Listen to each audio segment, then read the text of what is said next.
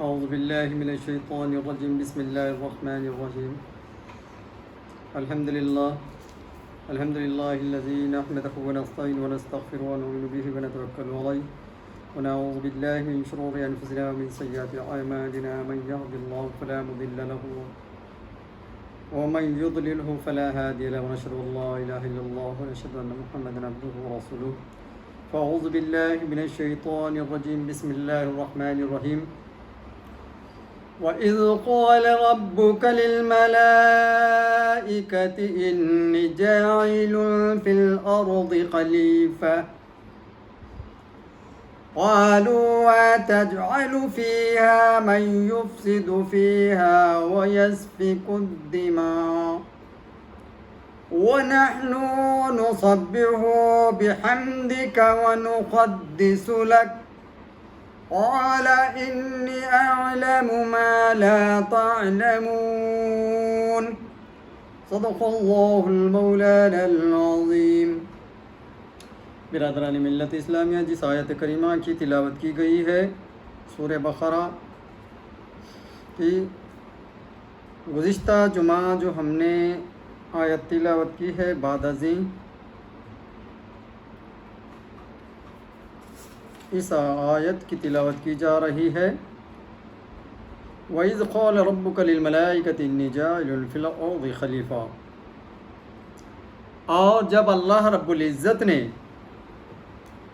ملائکہ سے مخاطب ہو کر کے فرمایا کہ میں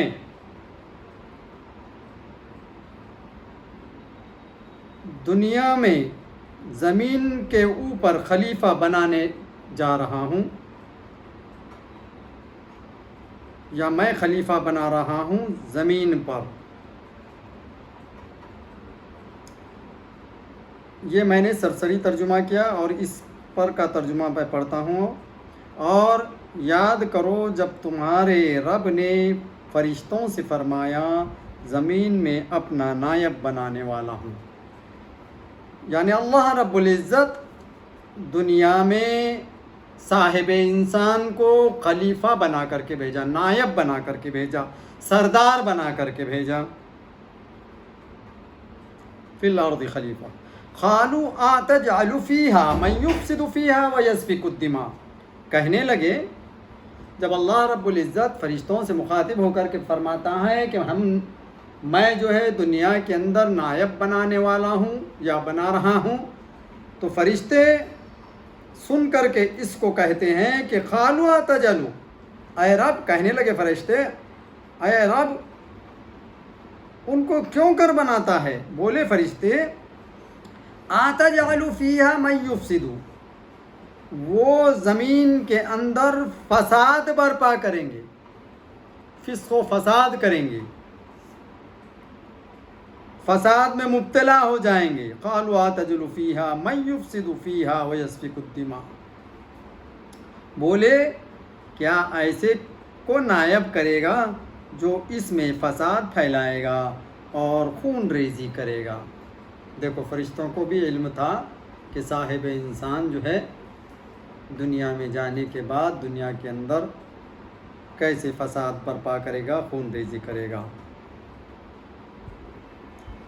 وَيَسْفِكُ الدِّمَاءَ، تو وہ ایسے بندے کو کیوں بنانے جا رہا ہے اے رب، جو کہ جو ہے دنیا کے اندر جا کر کے فسق و فساد اور خون ریزی کرے گا۔ اور رہا سوال، اگر تیرا مقصد یہ ہو کہ عبادت کے لیے بنی نوع انسان کو، آدم کو اگر پیدا کرنا تیرا مقصد ہو تو اس کی کیا ضرورت؟ وَنَحْنُ نُسَبِّحُ بِحَمْدِكَ وَنُقَدِّسُ لَكَ، ہم تو ہیں نا، وَنَحْنُ نُسَبِّحُ، ہم تو تیری ہر لمحہ، رات دن، ہر پہر، ہر لمحہ تیری ہی تسبیح و تحلیل میں مشغول رہتے ہیں، ہم کو تو دوسرا کام ہی نہیں ہے۔ وَنَحْنُ نُسَبِّحُ بِحَمْدِكَ وَنُقَدِّسُ لَكَ، اور ہم تجھے سراہتے ہوئے تیری تسبیح کرتے ہیں اور تیری پاکی بولتے ہیں، تیری پاکیزگی بیان کرتے ہیں۔ وَنَحْنُ نُسَبِّحُ بِحَمْدِكَ وَنُقَدِّسُ لَكَ۔ تو اللہ رب العزت ان ملائکہ کا، فرشتوں کا جواب دیتا ہے، قال انی اعلم ما لا تعلمون۔ اللہ رب العزت فرماتا ہے خاموش، میں جو جانتا ہوں وہ تم نہیں جانتے۔ کہا اللہ رب العزت نے انی اعلم ما لا تعلمون، مجھے میرے جو علم میں ہے، میں جو جانتا ہوں وہ تم نہیں جانتے۔ ہاں فرمایا مجھے معلوم ہے جو تم نہیں جانتے۔ اللہ رب العزت نے، دیکھو اس سے پہلے والی آیت میں اللہ رب العزت نے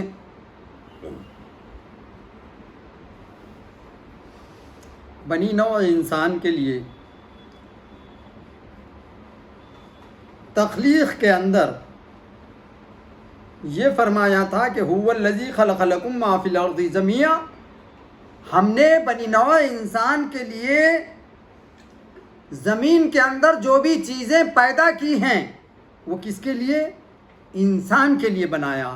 یہاں تک کہ زمین و آسمان و چاند و ستارے جو کچھ بھی ہمارا بنانا مقصد تھا وہ کس کے لیے تھا؟ صاحب انسان کے۔ پہلی آیت میں یہ بتایا گیا۔ اب صاحب انسان کا وجود آیا ہے، پہلے اس کے وجود سے پہلے کائنات جب بنائی گئی اور کائنات کے اندر کی جو چیزیں اللہ رب العزت نے تخلیق کی تو ان کی وضاحت کرتے ہوئے اللہ رب العزت فرماتا ہے کہ یہ جو کچھ بھی چیزیں ہیں، تو اللہ ایسی قدرت والا ہے جس نے تمام جسمانی اور روحانی چیزوں کو انسان کے لیے یعنی تمہارے لیے پیدا فرمایا کہ وہ سب تمہارے کام آئیں، اور تم کو ان کے لیے نہ بنایا کہ تم ان میں پھنس کر رہ جاؤ اور رب کو بھول جاؤ۔ ایسا نہیں ہوا کہ رب نے جو ہے انسان کو کسی دوسرے کے لیے بنایا، بلکہ تم کو اپنی عبادت کے لیے اللہ رب العزت نے پیدا فرمایا۔ دیکھو دوسری جگہ فرشتے خود اعتراض کر رہے ہیں کہ اللہ کیوں بنا رہا ہے، نحن نسبح بحمدک ونقدس لک۔ بھلے ہی وہ عبادت و ریاضت و تسبیح و تحلیل میں فرشتے جو ملائکہ ہیں اللہ کی تسبیح و تحلیل میں رات دن مشغول ہونے کے باوجود اگر اللہ نے بنی نوع انسان کو پیدا کیا ہے تو وہ کائے کے لیے پیدا کیا؟ عبادت کے لیے۔ اسی لیے اللہ رب العزت فرماتا ہے دوسری جگہ پر وَمَا خَلَقْتُ الْجِنَّ وَالْإِنسَ إِلَّا لِيَعْبُدُونَ۔ وَمَا خَلَقْتُ، ہم نے نہیں پیدا کیا مگر انسان اور جنات کو عبادت کے لیے، یعنی مقصد جو غرض و غایت انسان کو پیدا کرنے کی ہے وہ کائے کے لیے؟ عبادت کے لیے۔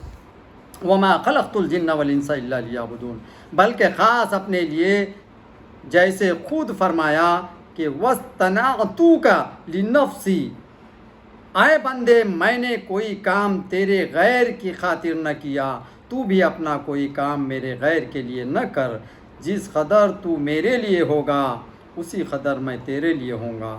جیسا کہ روایت میں ہے کہ اللہ کا جو ہو رہتا ہے اللہ اس کا ہو جاتا ہے، اور سوا انسان کے کسی میں استعداد نہیں ہے کہ وہ اللہ کا ہو رہے اور اللہ اس کا ہو جائے۔ تفسیر روح البیان میں سورہ رعد شریف میں فرمایا گیا کہ ایک بزرگ سے رب نے ارشاد فرمایا کہ میں نے عالم کی ساری چیزیں تیرے لیے بنائی، تو نے میرے لیے کیا کیا؟ یعنی اللہ رب العزت وہاں پر ارشاد فرماتا ہے جو بندہ اللہ رب العزت کے ذکر و اذکار میں تسبیح و تحلیل میں مشغول ہے، ویسے بندے سے اللہ رب العزت فرماتا ہے کہ اے بندے میں نے تیرے لیے تو سب کچھ بنایا یا سب کچھ کیا، تو نے میرے لیے کیا کیا؟ تو ان بزرگ کا جواب دیکھیے، انہوں نے اپنی عبادت پیش کی۔ بزرگ نے کیا کیا کہ اللہ میں جو یہ عبادت و ریاضت کر رہا ہوں بس تیرے ہی خاطر ہے۔ ان بزرگ نے عبادت پیش کی اور ارشاد الہی ہوا کہ یہ عبادتیں بھی تو نے اپنے ہی لیے کی تاکہ دوزخ سے بچا جائے اور جنت حاصل کرے۔ یہ تو عبادت تیرے ہی لیے ہوئی، دوزخ سے بچے اور جنت حاصل کریں۔ تو بتا تو نے میرے لیے کیا کیا؟ عرض کیا مولا پھر تیرے لیے کون سا کام ہوتا ہے؟ فرمایا کہ میرے پیاروں سے محبت اور میرے دشمنوں سے عداوت۔ یعنی اللہ رب العزت نے جس کی جو چیزیں دنیا کے اندر بنائیں اور جس کی طرف اللہ رب العزت متوجہ ہے، جن چیزوں کی طرف، تو اس سے محبت کرنا، یا جس کی تخلیق کر کے اللہ رب العزت اس کو اشعار بنایا ہے ان اشعاروں سے محبت کرنا، جس چیز کو اللہ رب العزت اپنی قربت میں لے لیا ہے، اپنا محسن بنایا ہے، اس محسن سے محبت کرنا، جو اللہ والا ہے اس سے محبت کرنا، تو اللہ رب العزت فرماتا ہے کہ یہ جو ہے سو میرے لیے ہوگا۔ دوسری جگہ ارشاد ہے کہ الحب للہ والبغض للہ، اگر کسی سے محبت کرنا ہے حب للہ اللہ کی خاطر، والبغض للہ، اور کسی سے عداوت کرنا ہے، دشمنی کرنا ہے تو اللہ کے خاطر۔ الحب للہ والبغض للہ، اللہ ہی کے خاطر کسی سے محبت کرو، کسی کو چاہو، اور اللہ ہی کے خاطر کسی سے دشمنی کرو یا عداوت کرو۔ الحب للہ والبغض للہ۔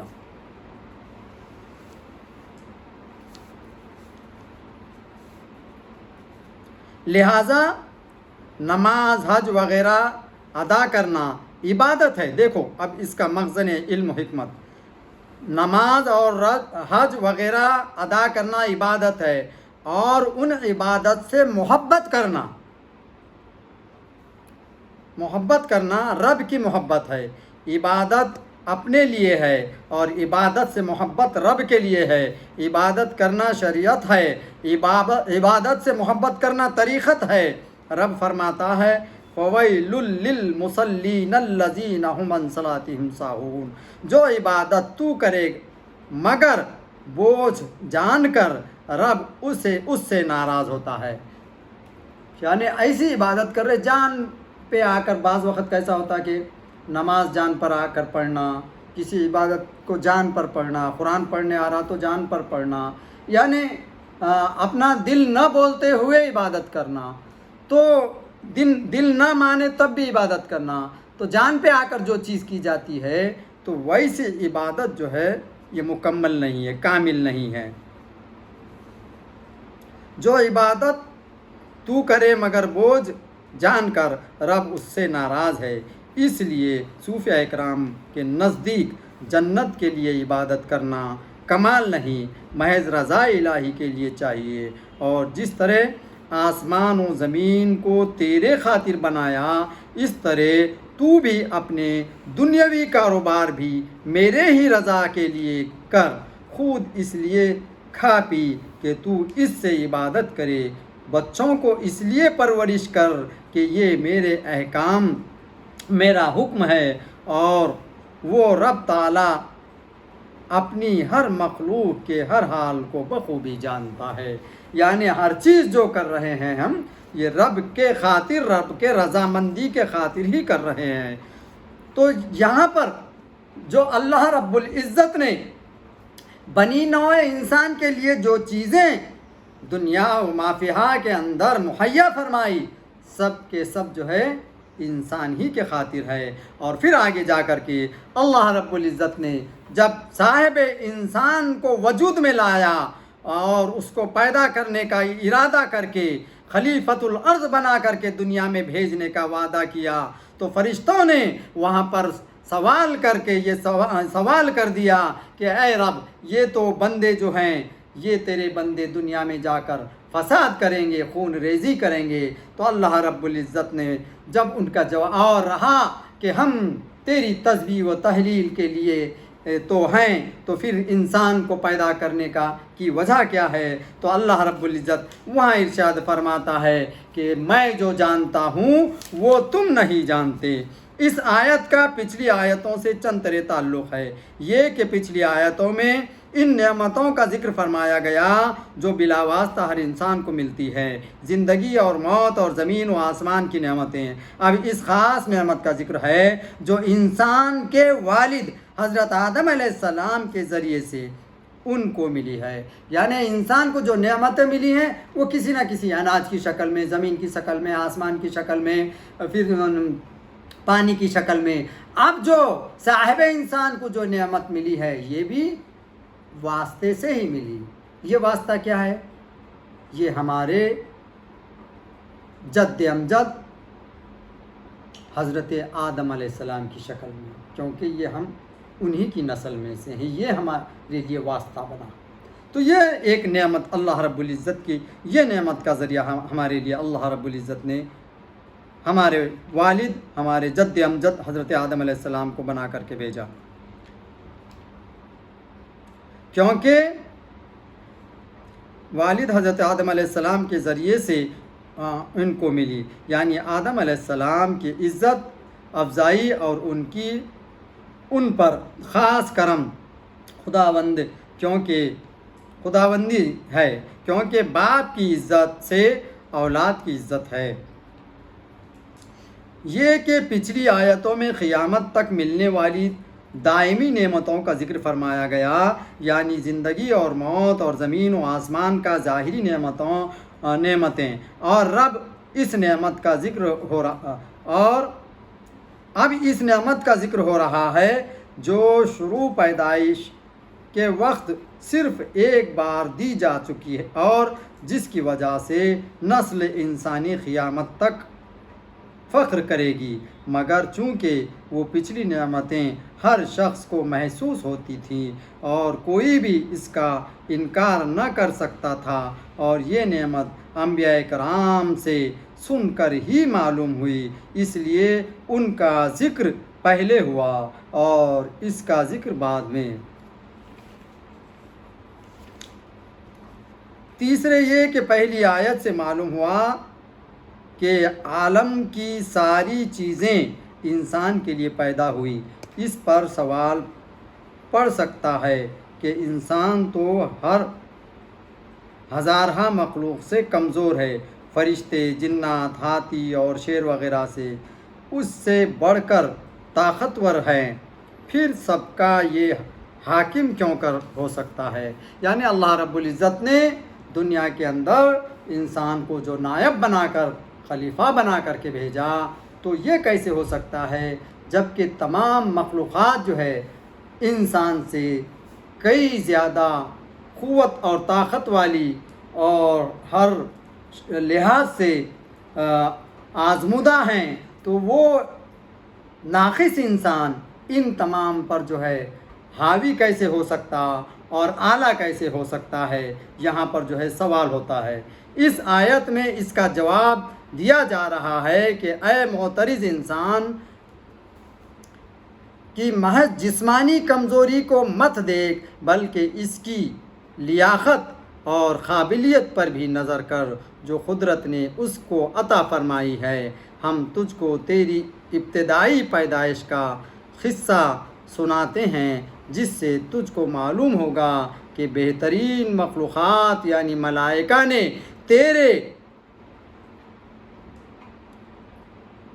پدر بزرگوار حضرت آدم علیہ السلام کو سجدہ کیا اور ان کو اپنا خلیفہ مانا، حالانکہ فرشتے تمام مخلوق سے زیادہ طاقتور ہیں۔ جسمانی طاقت اور چیز ہے اور روحانی کمالات دوسری چیز۔ دیکھیے، یعنی اللہ رب العزت فرماتا ہے کہ دیکھو، بھلے ہی جسمانی اعتبار سے صاحب انسان کمزور ہے، لیکن اللہ رب العزت نے صاحب انسان کو صاحب کمال بنا کر کے فرشتوں کے سامنے پیش کیا اور تمام کے تمام ملائکہ اور فرشتے سجدہ ریز ہو گئے۔ تو یہاں پر بتانا مقصود ہے کہ اللہ رب العزت نے جس کو چن لیا وہ جو ہے اشرف المخلوقات بن گیا۔